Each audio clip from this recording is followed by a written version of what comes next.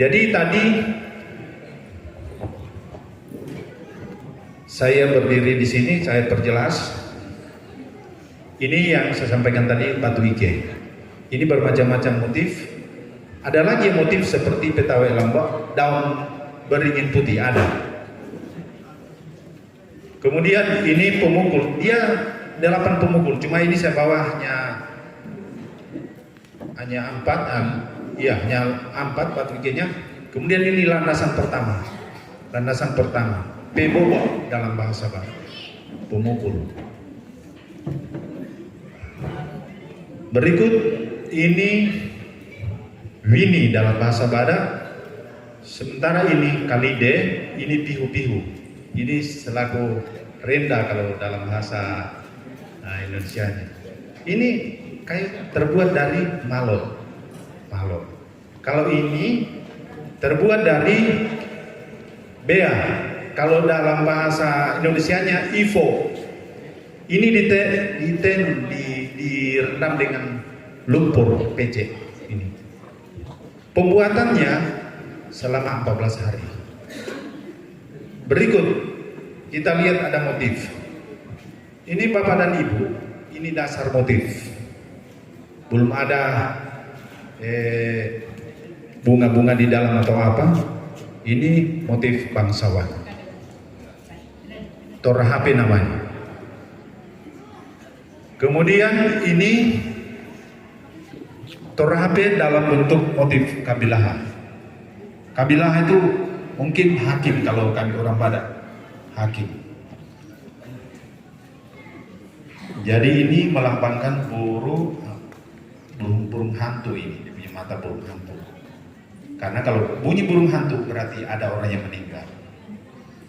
Kemudian ini tas, tameng, labon dalam bahasa Barat, kalau bahasa Kaili Pak, kaliau. Ini motifnya kaliau. Ini pemotifnya ini diambil dari akar yang hidup di kolam, kayu yang hidup di kolam, dekawa kalau bahasa kami. Berikut ini motifnya hanya satu. Maksudnya dia punya warna hanya satu ini, hitam. Tapi dasarnya memang warna kayu. Berikut ada motifnya ini tulang ular. Karena kekuatan itu ada pada ular. Itu simbol maju tadulaku atau bangsawan tuana dalam bahasa Badak. Kemudian ini sarungnya, pahuan kalau bahasa kami. Ini masih polos. Ini Maitua kemarin dia ambil itu kerupuk di pasar, dia coba-coba, bagus juga. Tapi sudah lama, sudah hampir 3 tahun ini kerupuk ini di sini tidak keluar. Iya. Kemudian sebenarnya pasangannya inilah Kulawi punya. Ya, Kulawi punya ini kalide. Ini pengrajinnya ada di Badak. Dia aktif di sana. Kemudian tadi ini Kulawi. Kemungkinan besar ini adalah simbol juga bangsawan. Kabilasa kalau kita Badak ini orang baik, ini rakyat biasa. Berikut saya sedikit menjelaskan kenapa orang Badak terlalu banyak topinya yang berbeda-beda. Itu tergantung kasta. Kalau kasta seperti ini yang saya pakai, ini hakim kabilaha. Karena semua dia yang tutup, dia yang kunci, keputusannya ada sama dia. Berbuat salah bangsawan, dia yang hukum, barangkali dia gere atau dia apa, terserah dia.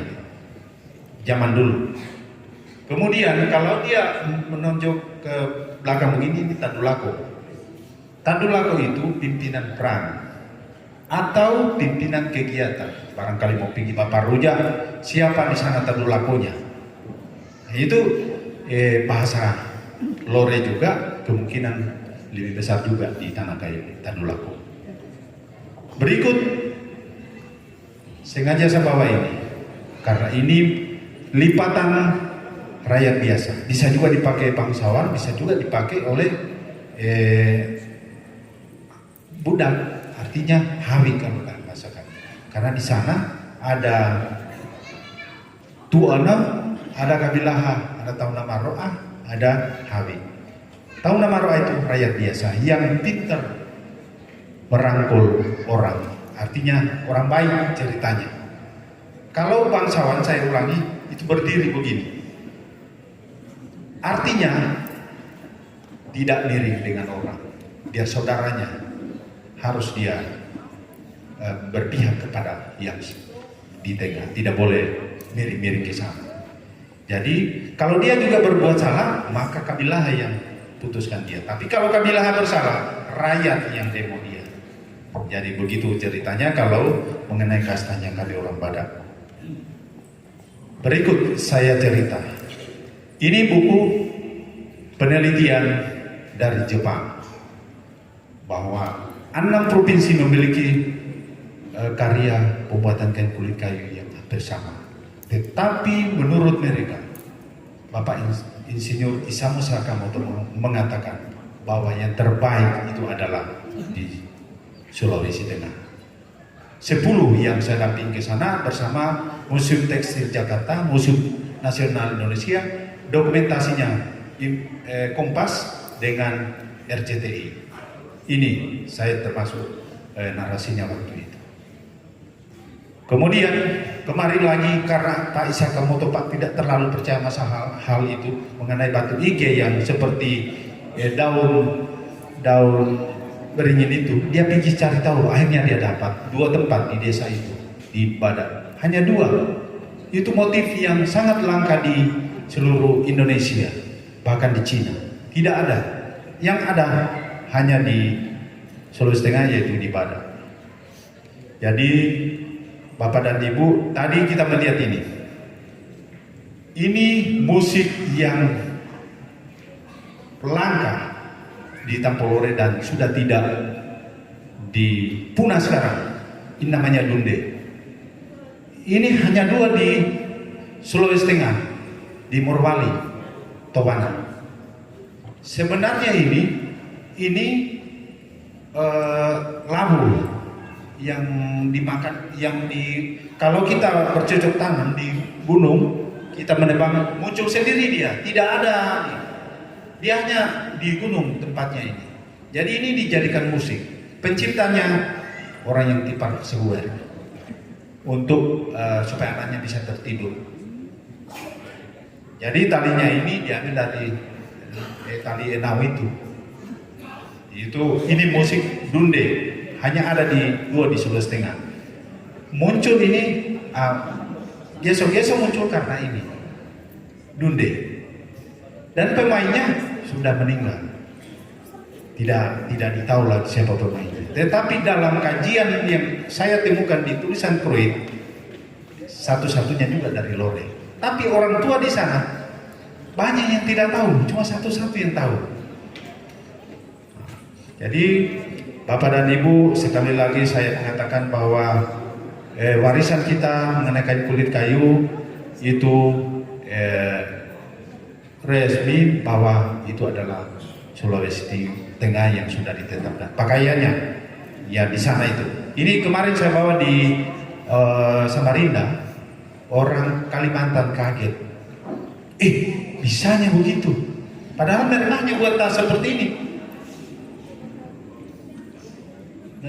Mereka hanya buat tas seperti kulit kayu, Bapak dan Ibu. Dompet saya bawa. Ini tas dari Samarinda, Kalimantan Timur. Kalau kita tadi ini buatan Sulawesi Tengah ini. Jadi kemarin sebenarnya kami itu dapat juara 1. Cuma Tiongkok kami tidak mampu. Dari 10 suku yang diundang ke sana, kami dapat favorit kedua, Sulawesi Tengah. Jadi hanya itu dari saya Pak. Nanti kita lanjut. dalam sesi dialog. Terima kasih. Shalom. Oke, kita close ke Pak Yonatan. Penjelasan yang sangat lengkap tentang baju kulit kayu, pakaian kulit kayu, dan asal mula pakaian tersebut.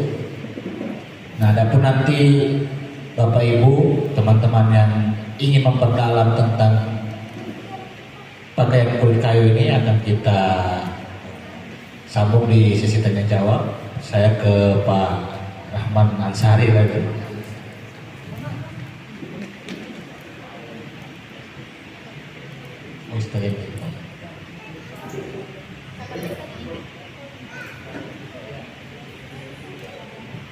Oke, jika tadi yang pertama dari Pak Arman tentang senjata tempur dan strategi, kemudian dari Pak Yonatan tadi tentang pakaian kulit kayu,